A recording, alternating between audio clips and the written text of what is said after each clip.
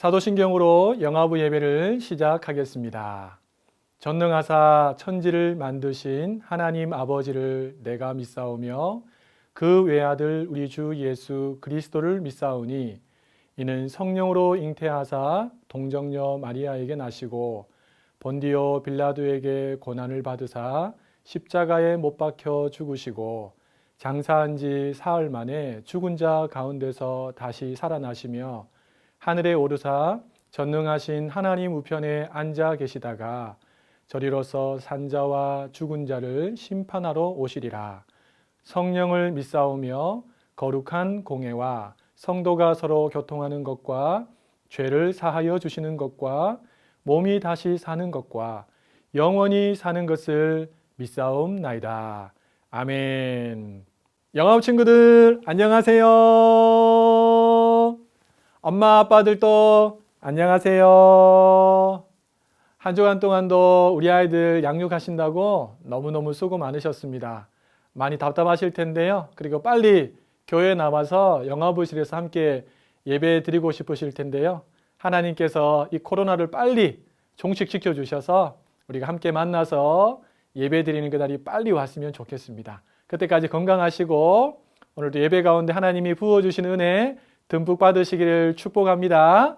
우리 힘차게 하나님을 찬양하겠습니다.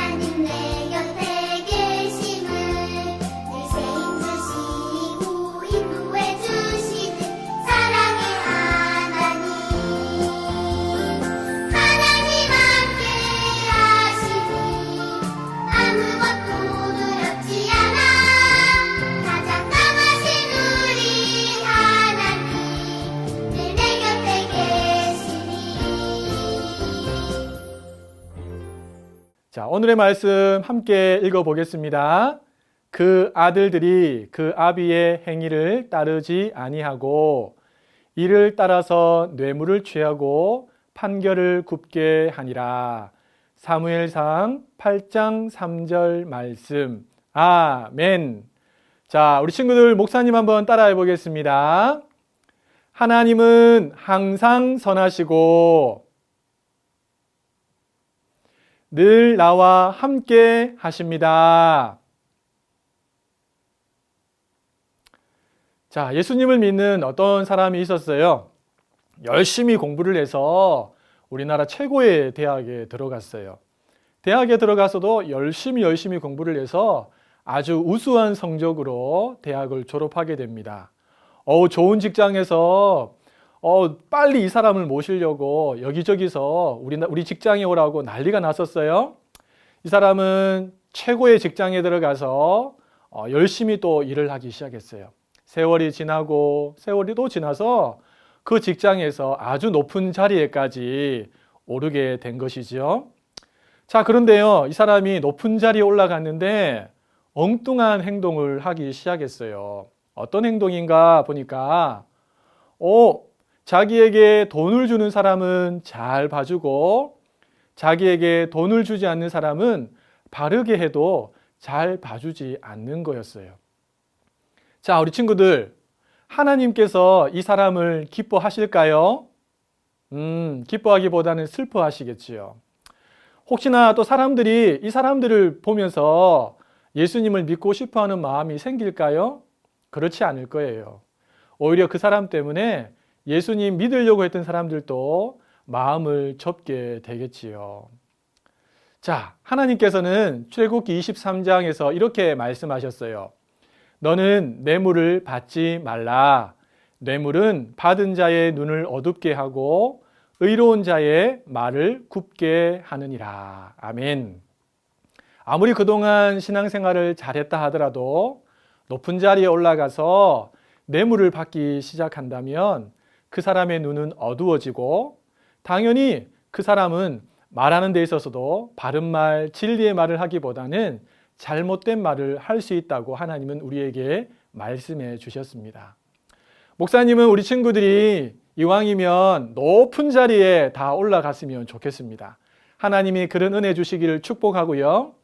그리고 그 자리에서 뇌물을 받고 판결을 굽게 하는 어리석은 인생이 아니라 하나님의 말씀을 더 열심히 받고 하나님의 뜻대로 정직하게 선을 행하면서 살아서 하나님을 기쁘시게 하고 많은 사람들에게 유익과 기쁨을 주는 그런 믿음의 친구들로 자랐으면 좋겠습니다. 우리 친구들 그런 믿음의 사람들로 다 자라시기를 예수님의 이름으로 축복합니다. 예수님의 이름으로 축복합니다. 자, 우리 부모님들과 함께 말씀을 나누겠습니다. 자, 오늘은 우리가 사무엘에 대해서 함께 살펴볼 텐데요. 사무엘은 어떤 사람이었습니까? 사무엘은 아주 위대한 선지자였죠. 사무엘이 출현하기 전까지만 해도 이스라엘은 영적으로 어두움 가운데 있었는데 사무엘을 통해서 하나님께서 빛을 비추기 시작하셨어요. 사무엘은 하나님께서 주셨던 말씀을 받아서 이스라엘 백성들에게 잘 가르쳤고 또 하나님의 뜻대로 이스라엘 백성들을 잘 다스렸던 사람이 바로 사무엘이었습니다. 뿐만 아니죠. 그는 스스로 자기 자신을 돌아볼 때나 또 사람들이 그를 볼 때나 하나님 앞에서 정직하고 진실된 삶을 살았던 사람이 바로 사무엘이었습니다. 단 한 번도 뇌물을 받거나 자기 유익을 위해서 사람을 짓밟은 경험이 없는 사람, 정직하고 진실되게 살았던 사람이 바로 사무엘이었습니다. 그래서 많은 사람들로부터 존경받은 지도자였지요. 뿐만 아닙니다. 사람들에게 인정받았던 삶을 넘어서 이 사무엘은요, 미스바에서 영적 대각성 운동을 일으켰던 위대한 하나님의 사람으로 불리기도 합니다.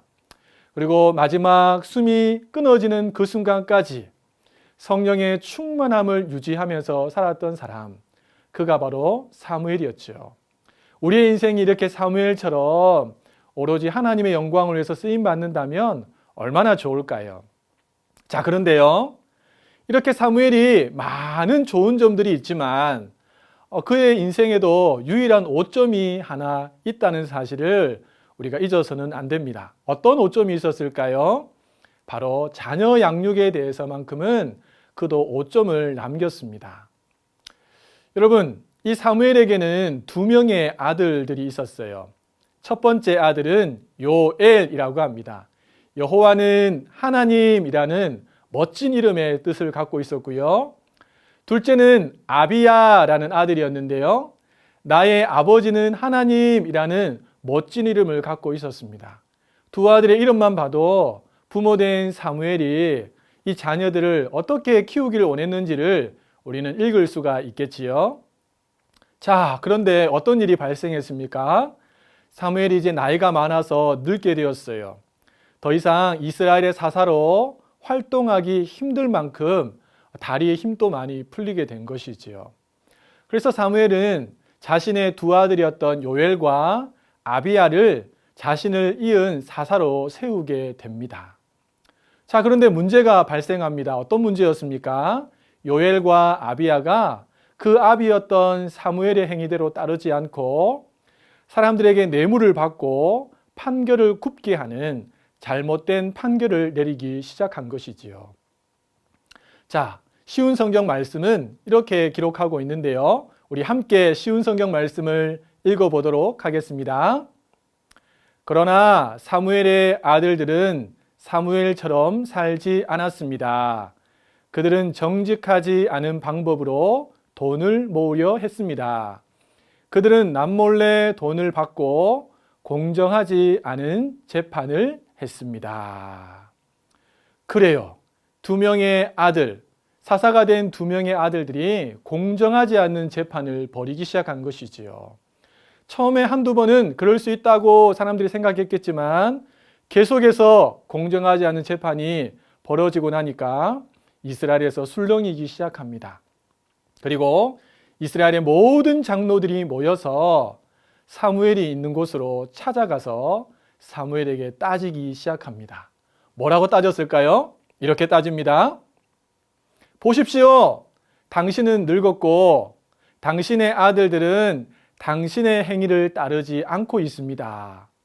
우리에게도 열방과 같이 우리를 다스릴 왕이 필요하니 왕을 세워 주십시오. 라고 모든 장로들이 찾아와서 사무엘에게 말한 것이지요. 사무엘은 거기 앞에서 내 아들들은 그러지 않았습니다. 라고 말하지 못했습니다.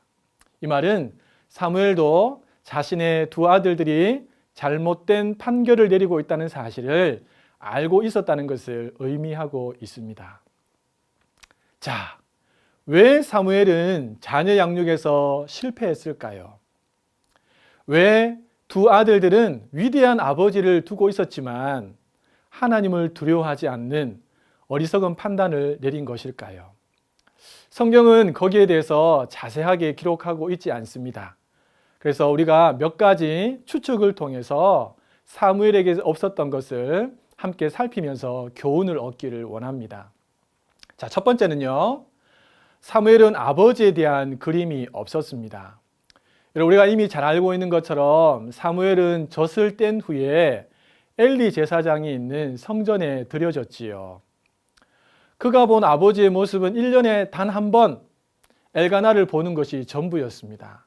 그래서 아버지가 가정에서 어머니를 어떻게 대해야 되는지, 자녀들을 어떻게 대해야 되는지 이 사무엘은 어릴 때부터 본 그림이 전혀 없었습니다. 물론 이 사무엘이 본 그림이 하나 있습니다. 바로 늙은 아버지 엘리의 모습이지요. 우리가 이미 잘 알고 있다시피 늙은 아버지 엘리는 두 아들이었던 홈리와 비느하스를 어떻게 대했는지 잘 알지 않습니까? 결코 좋은 그림의 아버지가 아니었습니다. 그러니까 이 사무엘은 아버지에 대해서 좋은 그림 자체가 없었던 것이지요.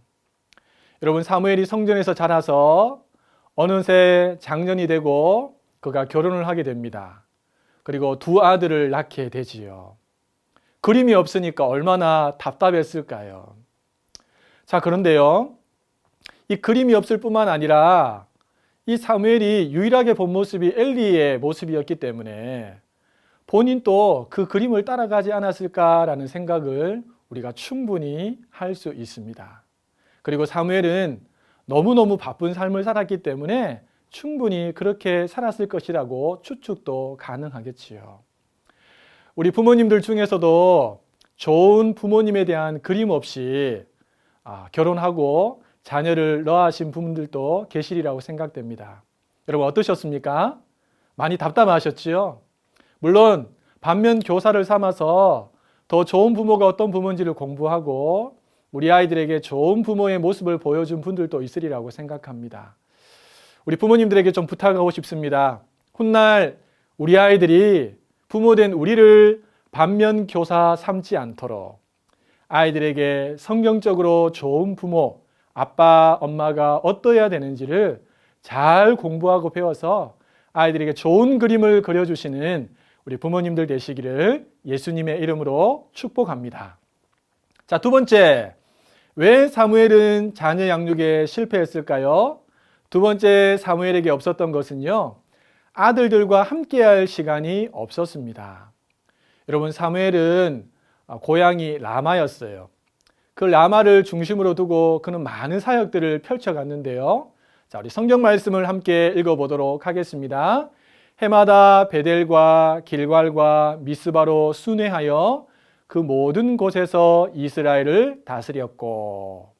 자, 여기 보면 지도가 나옵니다. 그가 있던 라마와 그리고 베델과 길갈과 미스바가 나오지요. 여러분 지도상으로 보면 가까이 있는 것처럼 보이지만 결코 가까운 거리가 아닙니다. 그리고 선지자요, 사사요, 제사장이었던 이 사무엘이 이곳을 매년 다니면서 사역을 한다는 것은 결코 쉬운 일이 아니었습니다. 한 곳을 맡아서 제대로 하는 것도 쉽지 않은데 무려 3곳을 다녔다는 것은 더 쉽지 않았다는 것이죠. 밖에서 이렇게 왕성하게 활동을 하면 여러분 에너지가 다 빠지겠죠? 그 빠진 모습으로 집에 들어오면 어떤 마음이 들까요? 가정은 쉬는 곳이다 라는 생각이 그 마음에 제일 먼저 들지 않겠습니까? 여러분 사무엘은 2 딸을 둔 아버지가 아니라 2 아들을 둔 아버지였습니다. 저도 아들을 3 키우는 아버지로서 아들을 키우는 것은 결코 만만치 않다는 것을 뼈저리게 느끼고 있습니다. 남자아이들은요, 때로는 아버지가 이렇게 몸으로 놀아줘야 될 때가 참 많이 있습니다. 그런데 내 몸에 진액이 다 빠졌어요. 힘이 없어요. 아들들이 다가오는 것 자체가 마음의 부담이 될 수가 있겠지요. 우리 부모님들에게 부탁합니다. 아이들과 함께 보내는 시간이 얼마나 소중한 시간인지를 꼭 마음에 새기고 아이들과 조금이라도 더 그 시간들을 보낼 수 있도록 애쓰고 힘쓰는 부모님들 되기를 소망합니다. 우리 아이들은요, 자신의 마음을 알아주고 잘 놀아주는 부모의 말을 듣게 됩니다. 그리고 그 아버지가 전해주는 하나님의 말씀도 마음에 새기게 된다는 사실을 잊지 마시기를 부탁드리겠습니다. 자, 마지막 3번째, 사무엘에게 없었던 것은 무엇일까요? 아들들의 중심을 보는 눈이 사무엘에게는 없었습니다. 다른 말로 하면 아들들이 하나님에 대해서 어떻게 생각하고 있는지 그것을 보는 눈이 없었다는 것이지요. 여러분 겉으로 보면 사무엘은 성공한 아버지처럼 보입니다. 왜냐하면 2 아들을 다 사사로 재판관으로 세웠기 때문입니다. 와, 부럽다라는 생각이 드시죠? 한 아들도 아니고 2 아들을 그렇게 했으니까. 그러나 그 내면을 들여다보면 어떻습니까? 그 자리에서 뇌물을 받아서 재판을 굽게 했지요. 그러니까 얼마나 높은 자리에 우리 아이들을 세우느냐 보다 훨씬 더 중요한 것이 있습니다. 그것은 얼마나 하나님을 두려워하는 아이들로 세우느냐 하는 것이지요. 여러분 사무엘이 얼마나 바빴는지 제가 앞서도 말씀을 드렸지요. 그렇게 바빴다면 당연히 사무엘의 아내가 2 아들을 믿음으로 잘 양육해 줘야 되는 것이 아닌가라는 생각이 들었습니다. 자, 그런데요, 성경 어디에도 사무엘의 아내에 대한 내용은 나와 있지 않습니다. 그렇다 보니까 2 아들의 잘못에 대해서 그 책임을 자연스럽게 사무엘이 다 지게 된 것이고 그는 노년에 부끄러움을 당하는 아비가 될 수밖에 없었던 것입니다. 자, 그런데요, 이 늙은 사무엘이 만회하는 장면이 성경에 나와 있습니다. 성경을 꼼꼼히 읽을 때 찾아낼 수 있는 부분인데요. 그 어떻게 사무엘이 만회를 했을까? 예, 그의 손자 헤만을 통해서 만회했을 것이다 라고 많은 사람들은 추측을 합니다. 여러분, 헤만은 어떤 사람일까요? 헤만은 성전에서 음악을 주관하는 사람으로 나중에 쓰임받게 되죠. 그리고 다윗이 왕국을 세울 때에 중요한 공로자 중에 한 명으로 세워지게 됩니다. 사무엘이 나이가 많아서 더 이상 활동하기 힘들어 집에 거할 때 그가 무슨 생각을 했을까요? 자신의 두 아들들이 재물을 받고 뇌물을 받고 재판을 굽게 하는 것을 보면서 내가 아들들과 함께한 시간들이 적었었구나. 아들들의 하나님을 두려워하는 마음을 점검하지 못했겠구나 라는 생각을 했었겠지요. 그러면서 그의 눈에 들어온 것이 손자들이 아니었을까요? 내가 이 손자들이라도 하나님 앞에 제대로 세워야겠다라는 마음을 가지고 그가 신앙으로, 말씀으로, 사랑으로 양육했을 것이라고 우리는 얼마든지 생각해 볼 수가 있습니다. 여러분, 사무엘은 위대한 선지자요, 위대한 사사요, 위대한 제사장이었습니다. 그러나 자녀 양육에 있어서만큼은 실패했습니다. 여러분, 성경의 가르침은 분명합니다. 심는 대로 거둔다. 심는 대로 거둔다. 자녀 양육도 하나님의 일입니다.